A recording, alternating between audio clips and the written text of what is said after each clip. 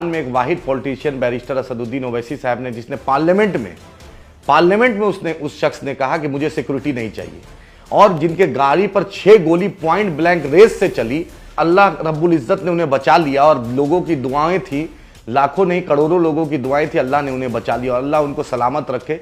वो एक क़यादत दे रहे हैं, सीमांचल को नहीं, पूरे बिहार के ही नहीं, देश के मजलूमों के, मुसलमानों को, दलित को, पिछड़े को, हर एक जिसके साथ नाइंसाफ़ी, उसको वो शख्स क़यादत दे रहे हैं। इसलिए उनको उनके साथ दुआएं हैं। जिसको अल्लाह रखे उसको कौन चके पप्पू जी। पूरी दुनिया ने देखा कि पूर्णिया के एसपी साहब ने आपके बारे में क्या कहा, सुरक्षा पाने के लिए आप कितना बेचैन थे और कितना आपने झूठ फूट फोन का नाम लिया, लॉरेंस बिश्नोई तक का नाम ले लिया, और आप बैरिस्टर असदुद्दीन ओवैसी साहब के बारे में बोलते हैं। क्या दुनिया नहीं जानती है कि 2015 में जब महागठबंधन बना था, आपने अलग से गठबंधन बना के चुनाव लड़ा था, जिसके चलते 15 से 20 सीट भाजपा चुनाव जीत गई थी। लोग आपके बारे में नहीं जानते हैं कि आपने नरेंद्र मोदी के साथ स्टेज पर आप पूर्णिया में किस तरीके से आप हंस रहे थे, सिर्फ एक सुरक्षा के लिए समझौता कर लीजिएगा। आपने लालू जी को बोला, आपने टिकट के लिए तेजस्वी जी को गाली भी बक्का, फिर टिकट तेजस्वी जी को जननायक भी कहा, और आप कांग्रेस के तो ऑफिशियल मेंबर भी नहीं है।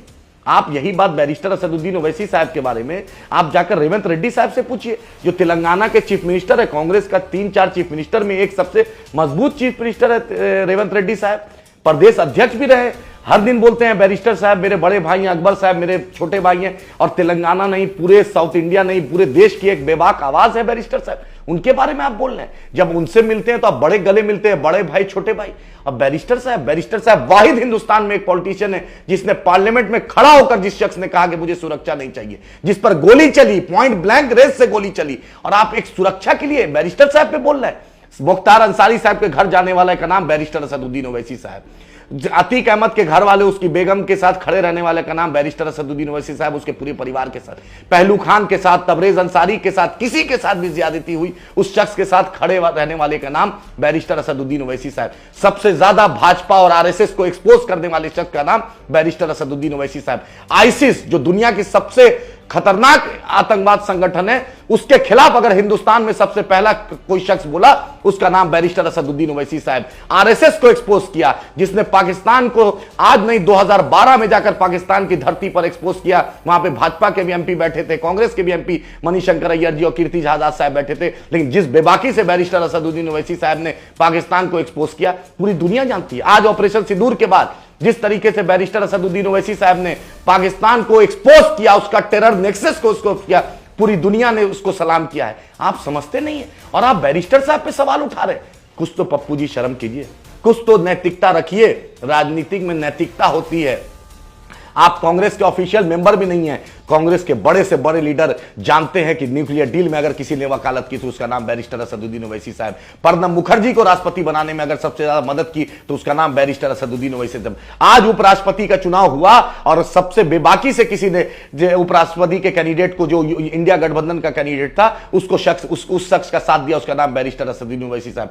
जिसने आपने राजद ने 4 एमएलए तोड़ा, उस एमएलए का तोड़ने का गम भी छोड़कर एक क़यादत को खड़ा करने के लिए, भाजपा को हराने के लिए, फासिस्ट ताकत को हराने के लिए अगर किसी ने सिर्फ 6 सीट पे गठबंधन की बात की, उसका नाम बैरिस्टर असदुद्दीन ओवैसी साहब। आरएसएस, बीजेपी, राइट विंग के सबसे ज्यादा टारगेट पे, जो हर दिन उनको जान से मारने की धमकी देता है, फोन से आईबी की रिपोर्ट है, इंटेलिजेंस के बड़े बड़े अफसर की रिपोर्ट है, स्टेट आईबी की रिपोर्ट है, तब भी बैरिस्टर साहब ने सिक्योरिटी नहीं ली। बैरिस्टर साहब अल्लाह का बंदा है, वो डरता है तो सिर्फ अल्लाह से डरता है, झुकता है तो सिर्फ अल्लाह के सामने झुकता है। वही एमआईएम की क़यादत करता है, जो मजलूमों की क़यादत। आज सीमांचल को पूरी दुनिया में, देश में पहचान देने वाले का नाम बैरिस्टर असदुद्दीन ओवैसी साहब। इसलिए आपको अपनी कुर्सी का खतरा लग रहा है, लेकिन आप देखिए हम सबसे कम सीट लड़ रहे हैं। आज एक दलित का, देश का सबसे बड़ा चेहरा, उभरता हुआ सितारा चंद्रशेखर रावण साहब हमारे साथ, एक ओबीसी, पिछड़ा, पासमानदा का एक आवाज उत्तर प्रदेश की सरजमी से स्वामी प्रसाद मौर्य साहब बैरिस्टर असदुद्दीन ओवैसी साहब के साथ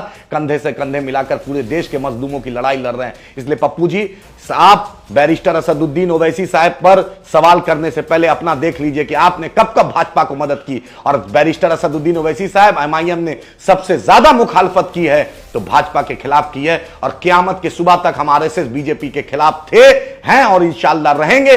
हम आरएसएस को भी एक्सपोज करेंगे और आपका भी जो आपकी निजी स्वार्थ है उसको भी एक्सपोज करेंगे, और इंशाअल्लाह मजलिस इत्तेहादुल मुस्लिमीन सीमांचल ही नहीं, पूरे बिहार में डंके की चोट पर इस बार क़यादत बनाएगी और और इंशाअल्लाह कामयाब होगी। उम्मीद करते हैं कि आप अपने जुबान पे लगाम दीजिएगा और जिस तरीके से एक मजलूम सीमांचल की आवाज बैरिस्टर असदुद्दीन ओवैसी साहब उठा रहे हैं, उस तरीके से पूरे बिहार के मजलूमों की आवाज हम उठाते रहेंगे और बैरिस्टर असदुद्दीन ओवैसी साहब की क़यादत को मजबूत करेंगे। जय हिंद, हिंदुस्तान जिंदाबाद, सीमांचल की आवाम जिंदाबाद, जय बिहार।